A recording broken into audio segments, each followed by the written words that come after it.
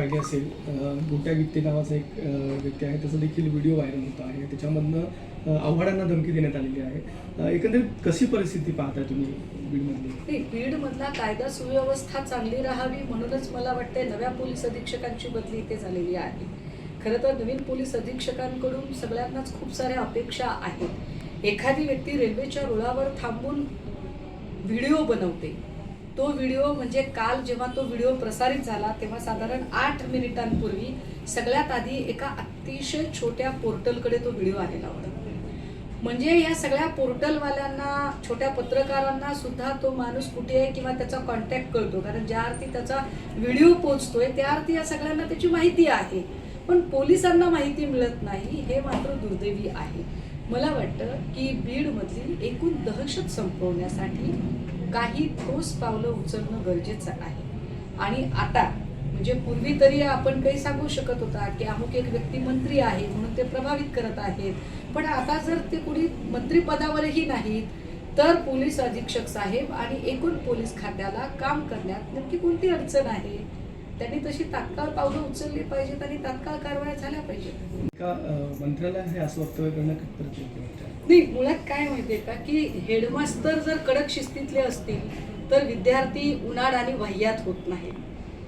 Headmaster जेव्हा गुळमुळीत पद्धतीने समज देण्याची भाषा करतात तेव्हा विद्यार्थी अधिक बेताल होतो. आमचं म्हणणं आहे की हेडमास्टरने अशा उन्हाळ आणि वाह्यात विद्यार्थ्याला रस्टिकेट केलं पाहिजे. पण हेडमास्टरची नेमकी काय अडचण आहे आम्हाला कळत नाही. म्हणजे हेडमास्टर कारवाई करायला घाबरतात का? हेडमास्टरला शाळेची पटसंख्या कमी होईल आणि शाळाच बंद पडेल अशी भीती वाटते का? की असे उन्हाळ विद्यार्थी हेडमास्टरला ब्लॅकमेल करत आहेत हे आम्हाला कळत नाही. कारण एखाद्या माणसाची निवडणुकीच्या काळामध्ये जी काही संपत्ती आहे 5 वर्षात त्याची संपत्ती 25 पट होणं, हॉटेल विट्सच्या लिलावामधून जेव्हा लक्षात आलं की आपल्या प्रकरण अंगाशी येते तेव्हा विट्स हॉटेलच्या लिलावातनं अचानक माघार घेणं, मुलाचे धमकावणे आणि पीडितेला वगैरे करणे हे तर प्रकरण अजून वेगळीच.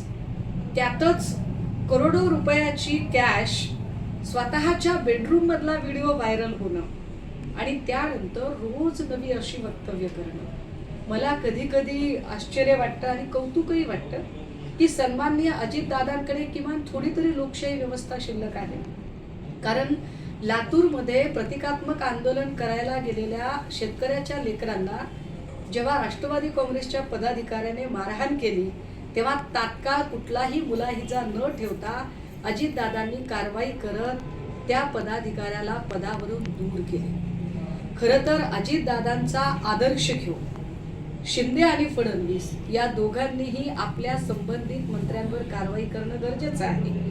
मेघना बोर्डीकर सारख्या राज्यमंत्री जर भर सभेमध्ये महिलांचा अपमान करतात, उद्या कुणाच्या घरात जर पोर जन्माला आलं तर त्यालाही ते आम्हाला जबाबदार धरतील अशी तद्दन लज्जास्पद भाषा एक महिला राज्यमंत्रीच करतात, हे किती वाईट आहे. योगेश कदम गृहराज्यमंत्री, स्वतः गृहराज्यमंत्री असणारी व्यक्ती जर आपल्या आईच्या नावे डान्स बार चालवत असेल म्हणजे काय काय पद्धतीची माणसं आहेत. आणि आता बोलल्यानंतर मात्र ते ऑर्केस्ट्राचा परवाना परत करायला लागतात. याचा अर्थ म्हणजे संजय शिरसाटने हॉटेल विट्सच्या लिलावातनं माघार घेणे असेल किंवा योगेश कदमांनी डान्स बारच्या ऑर्केस्ट्राचा परवाना परत करणं असेल, या दोनही गोष्टी जर बघितल्या तर दोघांनीही आरोप कबूल केलेले आहेत. तरीही फडणवीस कारवाई का करत नाही? फडणवीसांची नेमकी अशी काय अपरिहार्यता आहे की अजूनही संजय शिरसाट सारख्या उर्मट माणसाचा राजीनामा होत नाही? राजकीय वातावरण निवडून गेलेलं आहे, अशामध्येच ज्ञानेश्वरी मुंडे यांनी विषप्राशन करून आत्महत्येचा प्रयत्न केला होता. यात काही तुम्ही मागणी वेगळी करणार आहात का? त्या कुटुंबाची भेट तुम्ही घेणार आहात का पीडित? ज्ञानेश्वरी मुंडे या माझ्याच गावामध्ये आणि माझ्या घराशेजारी राहतात, त्यामुळे भेटीगाठी होत राहतात. मात्र एक नक्की आहे, ज्या क्रूरतेने म्हणजे अगदी संतोष देशमुखजींच्या पेक्षा सुद्धा अधिक क्रूरतेने ती जी हत्या झालेली आहे ते अत्यंत भयंकर आहे. त्यामुळे यातल्या संबंधित एकाही आरोपीला अजिबात गय केली जाऊ नये. आपल्याच माध्यमातून आम्हाला माहिती मिळते की मागच्या 2 दिवसांपासून 5 संशयित लोकांना ताब्यात घेतलेला आहे. पण पोलीस अजूनही ताब्यात नेमकं कुणाला घेतलं त्याची माहिती मात्र बाहेर देत नाहीयेत, किंबहुना ती माहिती बाहेर येत नाहीये. कारण संशयित आरोपी असणारे श्री कराड, सुशील कराड आणि इतर जी नावं आहेत यातले खरंच हे व्यक्ती ताब्यात घेतलेले आहेत की इतरच व्यक्तींना पुन्हा ताब्यात घेतलेला आहे, या संबंधाने असणारी माहिती खरं तर इतक्या सेन्सिटिव्ह मॅटरमध्ये तपासाचा एक महत्त्वाचा टप्पा ओलांडल्यानंतर सन्माननीय पोलीस अधीक्षक आणि सन्मान्य तपास अधिकारी यांनी जाहीर पत्रकार परिषद घेऊन नेमका तपास कुठपर्यंत आला, ज्या 5 लोकांना ताब्यात घेतलं ते कोण आहेत याची माहिती उघड करणं अपेक्षित होतं, पण ती झालेली नाही. कदाचित त्यांचे काही तपासाची काही पद्धत असू शकेल, पण मला असं वाटतंय की निश्चितपणे एकालाही गय केली जाऊ नये आणि कुठलाही राजकीय दबावाच्या बळी न पडता ज्ञानेश्वरीजी यांना न्याय मिळाला पाहिजे. एक शेवट मी आता येते स्थानिक स्वराज्य संस्थांच्या निवडणुकांच्या पार्श्वभूमीवर सगळ्याच जिल्ह्यांमध्ये नेत्यांच्या बैठका दौरे चालू आहेत आणि त्याचा भाग म्हणून एक चाचपणी करणं आणि प्रत्येक जिल्ह्याची साधारण परिस्थिती काय आहे याची चाचपणी करणं असं सगळं काम चालू आहे. संजय शिरसाटांचं एक वक्तव्य तुम्ही पाहिलं, मला असं वाटतं की माझा मैत्रीचं चॉईस फार अभिजात आहे. म्हणजे मला मैत्री बुद्धिजीवी लोकांशी करायला आवडते.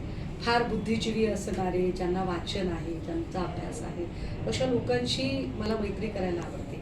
विनाकारण फक्त राजकीय पदं आहेत आणि ग्लॅमर आणि ग्लोरियस आहेत म्हणून निष्कारण चिटकायला जाणाऱ्यांपैकी आम्ही नाही. त्यामुळे मला नाही वाटत की त्यांचे आणि माझा काही मैत्रीबंध जुळू शकतो, पण नक्कीच माझ्या पडझडीच्या काळामध्ये आणि माझ्या एकूण संघर्षाच्या काळामध्ये माझ्या ज्या सगळ्या मित्रमैत्रिणी माझ्यासोबत उभ्या राहिलेल्या आहेत, मग अगदी आमची गुजरातची IPS ऑफिसर शोभा भुतडा असेल किंवा प्राईम मिनिस्टर ऑफिसमध्ये काम करणारा आमचा औदुंबर चव्हाण असेल किंवा ABP माझावर आत्ता बातम्या देत असणारा आमचा अमोल जोशी असेल, असे कितीतरी मित्रमैत्रिणी आहेत. त्या सगळ्यांना आपल्या माध्यमातून शुभेच्छा द्यायला आवडते.